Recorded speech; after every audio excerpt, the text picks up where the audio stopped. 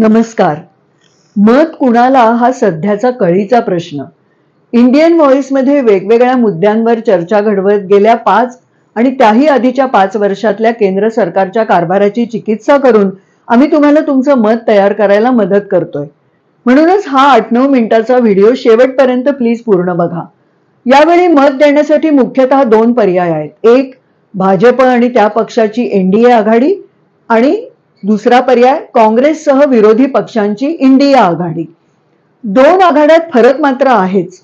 India आघाडीत देशातले बहुसंख्य विरोधी पक्ष एकत्र आलेत. एनडीए ही जरी आघाडी असली तरी त्यातला भाजप हा मुख्य पक्ष बहुसंख्येने गेली 10 वर्ष नरेंद्र मोदीजी यांच्या नेतृत्वाखाली सत्तेत आहे. स्वतः मोदींची प्रतिमा एक मजबूत मर्दानी नेता अशी केली गेली आहे आणि संसदेतल्या भाजपच्या बहुसंख्येमुळे हे सरकारही मजबूत आणि स्थिर असल्याचं सांगितलं जातं. स्थिर म्हणजे पुरेशा बहुमतामुळे हे सरकार पाडण्याचा प्रयत्न होऊ शकत नाही, हे अगदी खरंच. पण हे सरकार खरोखर मजबूत आहे का? देशवासियांचं रक्षण, त्यांना चांगल्या जगण्याची हमी, स्थैर्य, पुरेसा अन्न, वस्त्र, निवारा, त्यांच्या आरोग्याची, शिक्षणाची चांगली व्यवस्था, मुली स्त्रियांचा सुरक्षित वावर, शेतकऱ्यांच्या उत्पादनाला योग्य भाव, मजुरांना योग्य मोबदला, युवकांना रोजगार वगैरे वगैरे, असं सगळं देणाऱ्या सरकारला मजबूत म्हणायला हरकत नाही. आणखी एक, नुसती मजबूती काय कामाची? संवेदनशीलता, कनवाळूपणा सुद्धा पाहिजेच ना. तर आता तुम्हीच लावा तुमची कसोटी आणि ठरवा की गेली 10 वर्ष कारभार करणाऱ्या स्थिर सरकारनं सर्वसामान्यांसाठी नक्की काय केलं. यावर अनेक जण म्हणतात की आम्हाला सध्याच्या सरकारला पुन्हा निवडून द्यायचं नाहीये, पण देशात इंडिया आघाडी किंवा महाराष्ट्रात महाविकास आघाडी खरोखरच स्थिर आणि मजबूत सरकार देईल का? ही शंका अगदी रास्त आहे. पण खरं सांगू का, ती अज्ञानातून आली आहे. आपण थोडी माहिती करून घेऊया म्हणजे या शंकेचं निरसन होईल. ताजा अनुभव कोविड काळातला महाराष्ट्रातला महाविकास आघाडी सरकारचा. या सरकारने कोविड काळात खरोखरच वेगाने निर्णय घेऊन केंद्राकडून केला जाणारा दुजाभाव, केंद्राने केलेली अडवणूक यातूनही मार्ग काढून उत्तम काम केलं. या कामाची दखल आंतरराष्ट्रीय पातळीवर सुद्धा घेतली गेली. कोविड काळात इथली आरोग्य व्यवस्था, शिक्षण यंत्रणा, अन्नधान्य पुरवठ्याची स्थिती सुनियोजित राहिली. आता आपण देशातल्या पूर्वी होऊन गेलेल्या आघाडी सरकारांची थोडक्यात माहिती करून घेऊया. आघाडी सरकारांच्या काळात भारताचा विकास दर जास्त राहिलेला आहे.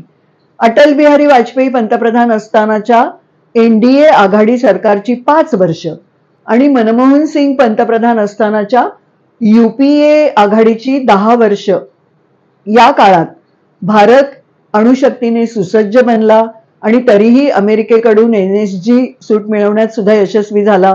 मनमोहन सिंग काळातल्या 10 वर्षात भारताचा विकास दर सरासरी 7.75% इतका वाढला. याच काळात स्वतंत्र भारताने आतापर्यंतची सर्वाधिक आर्थिक वाढ बघितली. 14 कोटींहून अधिक लोकांना गरिबी रेषेच्या वर आणलं गेलं ते याच काळात. त्याखेरीज सामान्यांना सक्षम करणारी धोरणं, योजना आणि कायदे मनमोहन सिंग यांच्या कारकिर्दीत केले गेले. तुम्हाला माहितीच आहे, माहितीचा अधिकार, शिक्षणाचा अधिकार, अन्न सुरक्षा कायदा, राष्ट्रीय ग्रामीण आरोग्य मिशन, जननी सुरक्षा योजना, मनरेगा म्हणजेच महात्मा गांधी राष्ट्रीय ग्रामीण रोजगार हमी कायदा, वन हक्क कायदा वगैरे. खरं तर याच्या पुढचं काही मोदी सरकारने करणं अपेक्षित होतं. खूप अपेक्षा होत्या. यूपीए सरकारपेक्षा मोठी रेघ मोदी सरकारने काढायला हवी होती. ते नाहीच. मनमोहन सिंग काळातलं टिकवूनही नाही ठेवलं मोदी सरकारने.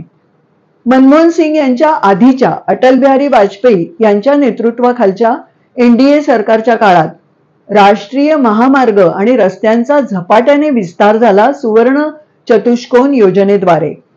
देशात दुसरी अणुचाचणी घेतली. वाजपेयींच्या काळात भारताच्या विदेश गंगाजळीत 100,000 कोटींपर्यंत वाढ झाली. वाजपेयींनी पाकिस्तान सोबत शांतता चर्चा घडवून आणली. लाहोर दिल्ली बस सेवा सुरू केली. पी व्ही नरसिंह राव पंतप्रधान असलेलं सरकार सुद्धा बहुसंख्येचं नव्हतं. त्यांनी तर आर्थिक उदारीकरणाचा क्रांतिकारी निर्णय घेतला आणि अवघी 2 वर्ष पंतप्रधानपदी असलेले HD देवेगौडा, ज्यांना सर्वाधिक कमकुवत पंतप्रधान असं म्हटलं गेलं, त्यांनी कररचनेत सुधारणा करण्याचं, करश्रेणी तर्कसंगत करण्याचं एक मोठं काम सुद्धा केलं. म्हणजे आघाडी सरकार चांगली कामं करत आली आहेत. आता एका पक्षाचं बहुमताचं सरकार आणि विविध पक्षांनी एकत्र येऊन बनवलेलं सरकार म्हणजे आघाडी यांच्या कारभाराच्या पद्धतीची थोडी तुलना करता येते का बघूया. बहुमताच्या सरकारची सहसा एकाच नेत्यावर मदार असते, जशी एकेकाळी इंदिरा गांधी, राजीव गांधी यांच्यावर असायची आणि आता गेली 10 वर्ष नरेंद्र मोदींवर आहे.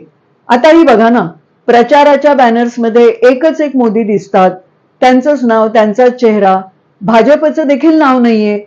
गेली 10 वर्ष आपण मोदींच्या कारभाराचा काय अनुभव घेतलाय? बहुमताच्या सरकारचे निर्णय ती एकच व्यक्ती घेत असते. सर्वसहमती, सल्लामसलत असं तिथे नसतं. नेत्याचं वलय जितकं जास्त तितका निर्णयांचा एककेंद्रीपणा अधिक आणि असे निर्णय घातक ठरतात. उदाहरणार्थ नोटबंदी, नियोजन आयोगाची बरखास्ती, GST चुकीच्या पद्धतीने लागू करणं, आर्थिक सल्लागार परिषद आधी बरखास्त करणं आणि GSTची समस्या आल्यावर घाईने तिची पुनर्रचना करणं, कोविड काळात स्थलांतरित गरीब कामकऱ्यांचा जराही विचार न करता अचानक पुकारलेला लॉकडाऊन, देशाचं सैन्य आणि सैन्यात जाऊ इच्छिणारे युवक दोघांचंही नुकसान करणारी अग्निवीर योजना, निवडणूक आयोग आणि रिझर्व्ह बँक यांचे सल्ले धुडकावत आणलेले इलेक्टोरल बॉन्ड्स, मोठीच यादी आहे. देशातल्या स्वायत्त संस्था सरकारच्या हुकुमशाही प्रवृत्तीवर नियंत्रण ठेवतात. त्यांनी तेच करणं अपेक्षित असतं. यानेच सरकारचा डोलारा कोणत्याही एका बाजूला झुकत नाही. UPA आघाडीचं सरकार जेव्हा सत्तेत होतं तेव्हा या संस्था मजबूत होत्या. UPA 2 काळातल्या तथाकथित अनेक घोटाळ्यांची चौकशी त्यावेळी स्वतंत्र असणाऱ्या कॅगनेच तर केली होती ना. पण ज्यांची कणखर अशी प्रतिमा तयार केली गेली त्या मोदींच्या बहुमताच्या सरकारनं या संस्थांचा कणाच मोडून टाकलाय.